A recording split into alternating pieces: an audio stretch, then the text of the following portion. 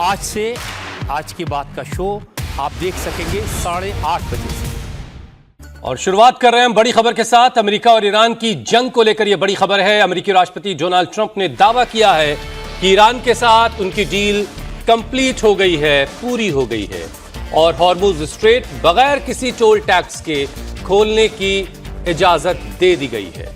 19 जून को इस डील पर दोनों देश दस्तखत करेंगे।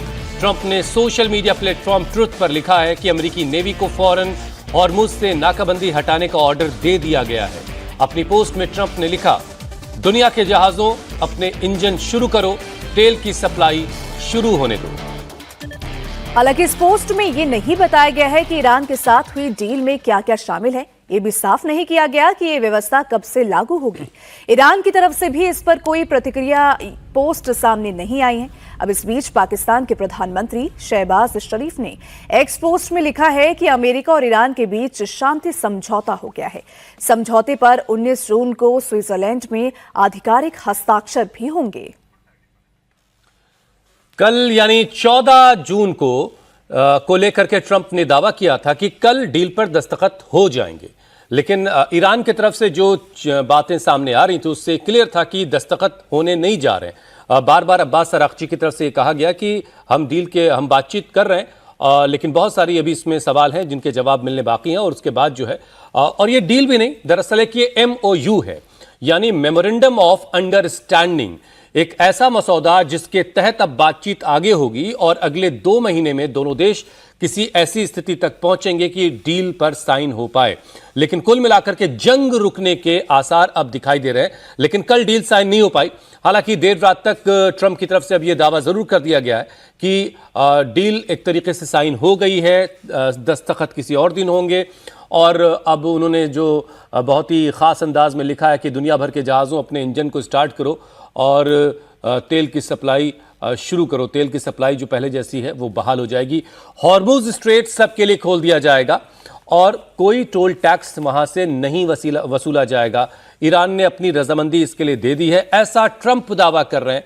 लेकिन अभी इंतजार करना होगा कि ईरान इसके बारे में क्या कहता है। ईरान की तरफ से आधिकारिक बयान अब तक इस पर नहीं आया है, क्योंकि कल ही लेबनान के दहिया में जिस तरीके से इजराइल ने अटैक किया था, उसके बाद से ईरान लगातार जो है वो ईरान से जिस तरह के सेंटिमेंट्स देखने को मिल रहे थे, मतलब ये कि एक बार फिर से हालात बिगड़ सकते थे। रात में ट्रंप की तरफ से ये भी कहा गया कि वो ईरान से कहेंगे कि इसका जवाबी कार्रवाई इस पर ना करे।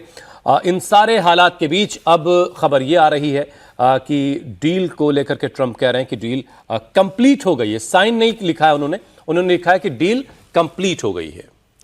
वह ईरानी की सरकारी मीडिया के मुताबिक ईरान के विदेश मंत्री अब्बास अरागची ने कहा कि उनके देश में एक बड़ी रणनीतिक सफलता हासिल की है, जिसने क्षेत्रीय और वैश्विक शक्ति संतुलन को बदल दिया है।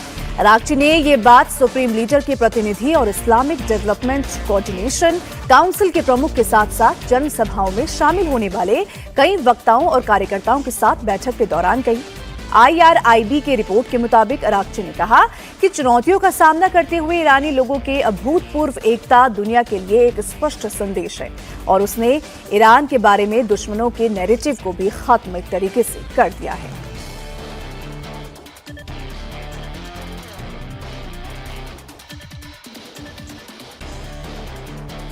दुनिया भर के एक्सपर्ट्स ये देख रहे थे और बार बार कह रहे थे कि जिस तरीके से रोज ट्रंप दावा कर रहे हैं डील को लेकर के, यानी ये कि अमेरिका का डिस्परेशन दिखाई दे रहा था, जिस तरीके का दबाव अमेरिका अपने देश के अंदर झेल रहा था, दुनिया में झेल रहा था, उसको लेकर के उसे इस जंग से किसी ना किसी सूरत में बाहर निकलना था और इस डील के बगैर, इस MOU के बगैर बाहर निकलना मुमकिन नहीं था। और इजराइल की तरफ से हो रहे बार बार हमले इस डील को नुकसान पहुंचा रहे थे, दोनों देशों को करीब आने से रोक रहे थे। और फाइनली ट्रंप ने अब ये लिखा है अपने सोशल मीडिया प्लेटफॉर्म पर कि ये डील कंप्लीट हो गई है। इस बीच ईरानी मीडिया ने अमेरिका के साथ डील में 14 शर्तों के बारे में खबरें प्रसारित की हैं।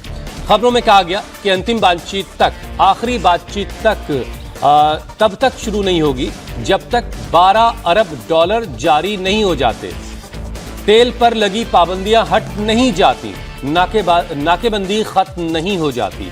ये शर्तें लगी हुई हैं। इन कैपिंग्स के बाद ये सारी चीजें जब पूरी हो जाएंगी तब आखिरी बातचीत शुरू होगी।